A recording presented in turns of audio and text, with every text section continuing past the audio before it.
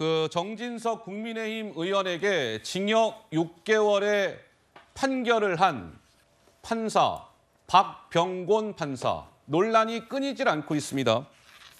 그런데요, 판사 재직 중에 올린 글들 어제도 저희가 잠깐 전해드렸습니다만 대표적인 게 이러한 게 있었죠. 이재명 대표가 지난해 대선에서 패배가 결정된 닷새 뒤에 이 박병곤 판사는 야, 내 속상해서 이틀 정도 소주 한잔하고 울분을 터뜨리고 절망도 하고 뭐 이런 글들을 올렸어요. 그리고 2021년 4월 7일 날 서울시장 보궐선거 있었죠. 그때 오세훈 후보한테 박영선 후보가 완패를 했습니다. 그러자 그 이틀 뒤에 4월 9일 날 피를 흘릴지언정 눈물은 흘리지 않는다는 드라마 장면을 캡처했죠. 그래서 올렸어요. 2019년 10월 10일에는 조국 사태가 한참 시끄러울 때 약간 언론을 겨냥하는 듯한 발언도 박병곤 판사가 올린 바가 있었죠. 이렇게 약자에게만 강한 건 깡패입니다. 박병곤 판사 본인 소셜미디어의 소개글에 이런 게 있었습니다. 달리는 기차 위에 중립은 없다. 현직 판사 중에 조금 전에 그러한 글들을 올렸고 이 본인의 소셜미디어 소개글에는 달리는 기차에서 중립적일 수는 없다.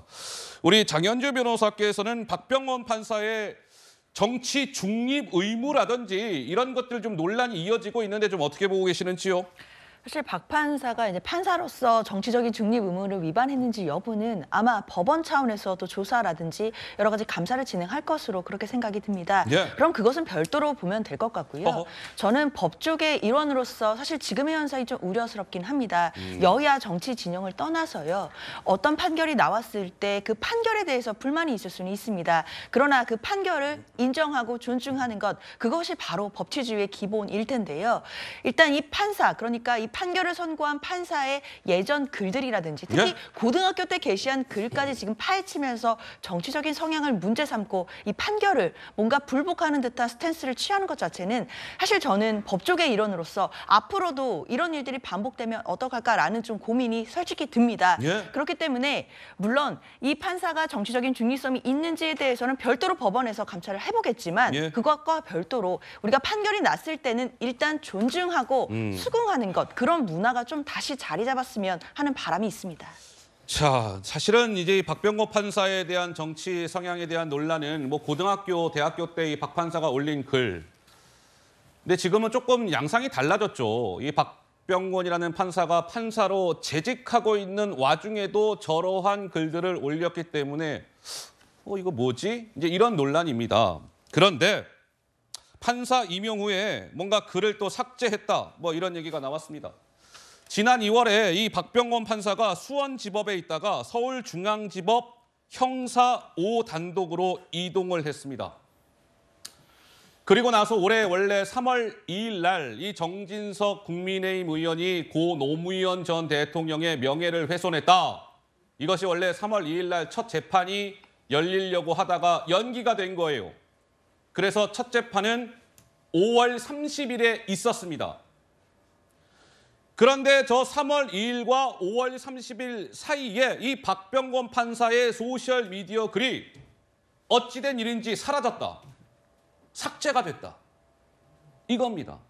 그래서 나오는 얘기는 박병곤 판사가 소셜미디어 글이 중립성 문제로 이어질 걸 이미 알고 있었던 거 아니겠습니까? 그래서 지운 거 아니에요?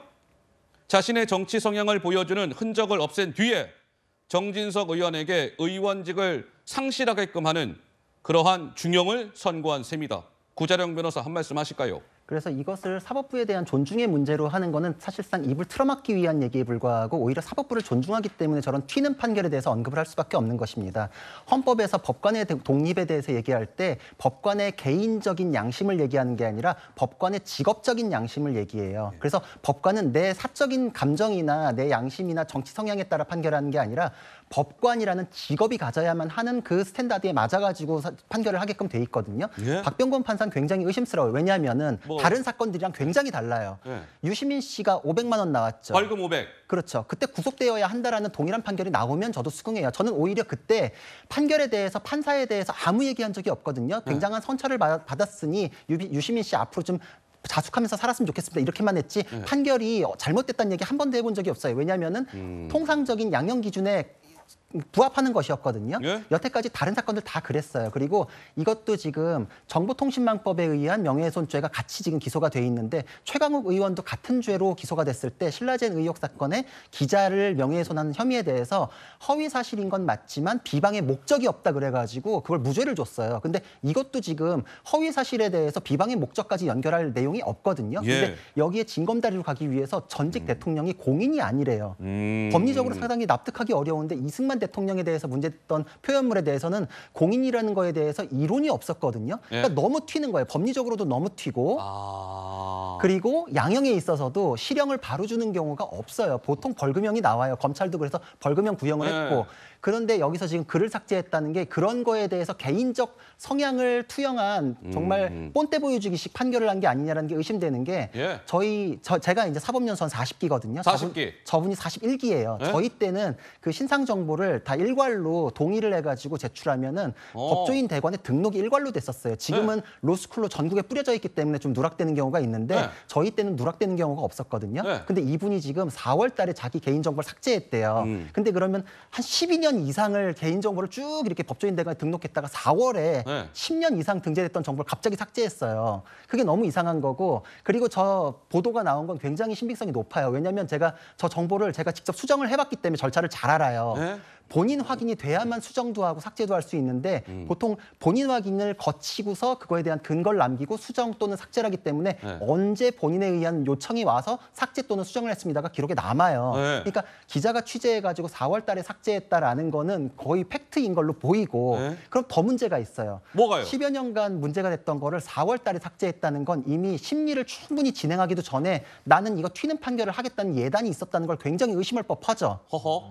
두 번째로 실형을 선고할 때 1심 법원은 원칙적으로 법정 구속을 해요. 네.